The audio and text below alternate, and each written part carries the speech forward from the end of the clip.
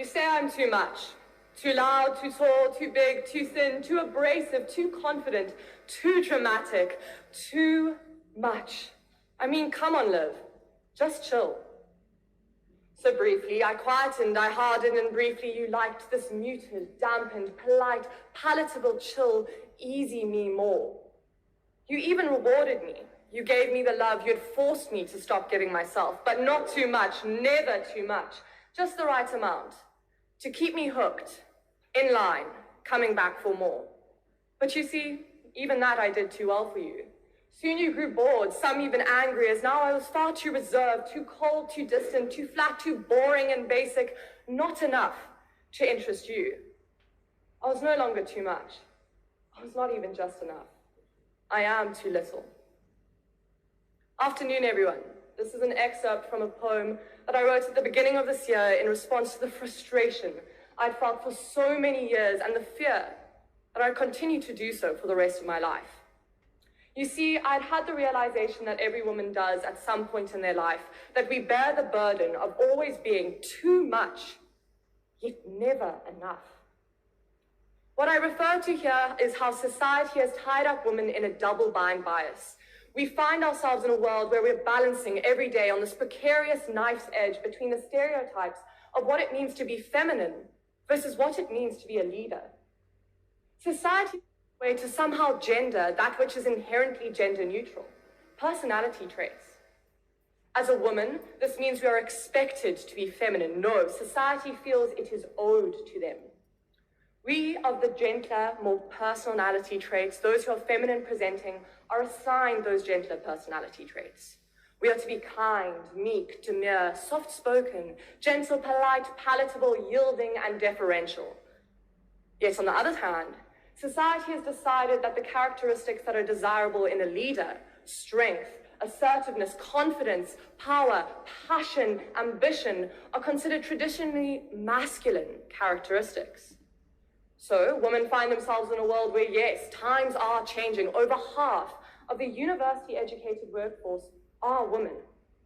Yet when you examine that statistic just a little bit closer, you see that less than 5% of the Fortune 500 CEOs are women. So yes, our foot is firmly within the door. We are starting to take up space in places where we were previously withheld from. But clearly, there is still so much more work to be done as we look at this blatant lack of representation and leadership the world over of anything other than a cis white male. And it's no wonder, considering the world has been built and blinded for centuries on inherent gender bias. The rhyme goes, snips and snails and puppy dog tails, that's what little boys are made of. Sugar and spice and all things nice, that's what little girls are made of. Even before we are born, parents proclaim, we're having a boy, as his movements are described as strong and vigorous. Thus, even within the womb, we begin to feel the constraints of biological essentialism. Biological essentialism refers to how we assign an innate basis to a behavior that is far more likely learned than it is genetic. We can clearly see this and credit this to how differently boys versus girls are raised. Boys are brought up to be cheeky, naughty, combative, even competitive, with cries of, oh, boys will be boys, as he is discouraged from showing any emotion, caring, or empathy. Boys are told not to play with dolls. And then they see their mothers are primarily responsible for childcare, and their little sisters being encouraged to do the same. And so social conditioning begins. On the other hand, little girls are not brought up to be naughty, tough, and competitive. No, little girls are brought up to be nice. Little girls are told to play nice, be gentle, be kind, be yielding and deferential, be likable. When little girls do show boyish traits, they are told it is a passing tomboy phase, and their parents are comforted with the words of, oh, don't worry, she'll grow out of it. She'll be a lovely young lady. At first, gendered parenting seems innocent enough, but it has far-reaching and important implications as it creates and socializes the world we go out into, the world that perceives women and women perceive themselves within. Up little girls so that they prize being humble, meek, and modest, whilst their loudness and assertiveness is condemned, raises nice girls who lose all trace of self-confidence. We see this in studies how little girls, when asked to describe their dreams and goals and ambitions, proudly and grandly stated them.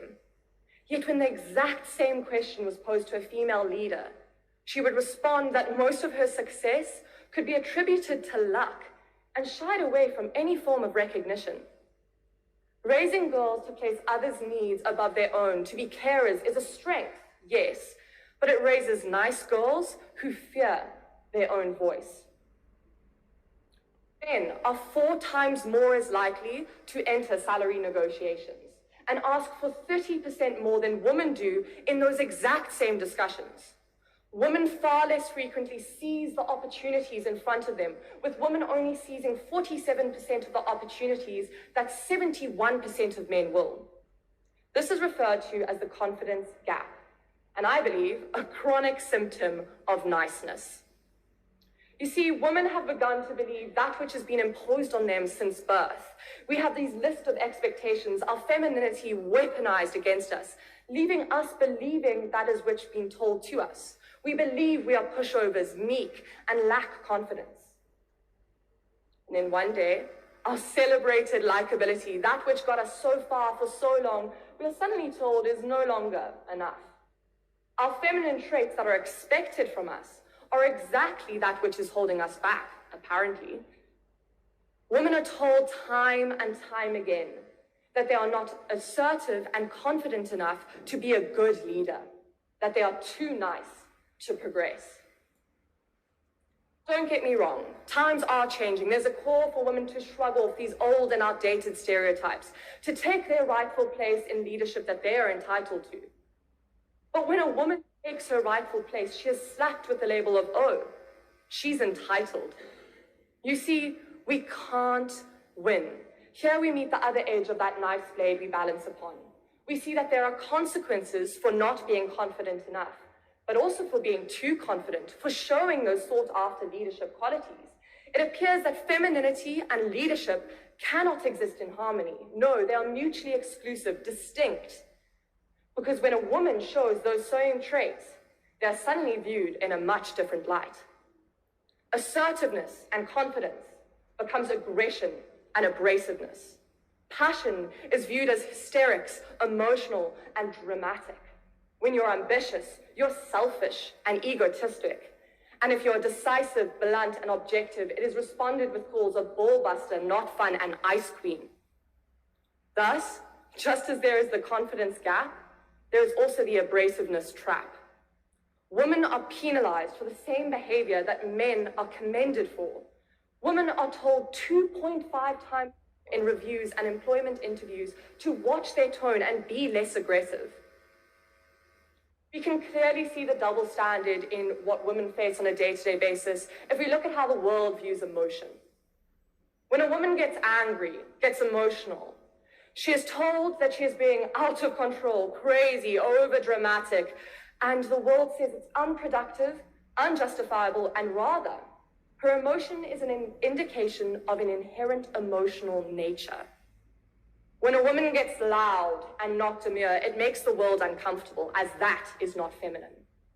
And so it's responded to with calls for her to chill, just relax, or my personal favorite, calm down. On the other hand, when a man gets emotional, gets angry, it is viewed as a tool. You see, it's productive, it shows passion and motivation. It must be justified as the situation certainly warranted it. And yet scientists have found that there is no significant difference in the emotional fluctuations of a man and a woman, be it on birth control or menstruating. We need to stop gendering personality traits and leadership qualities, especially in a world where gender itself is a thing of the past and up for debate.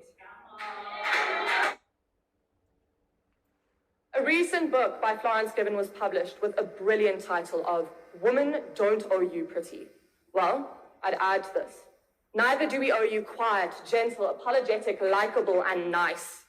Stop weaponizing femininity.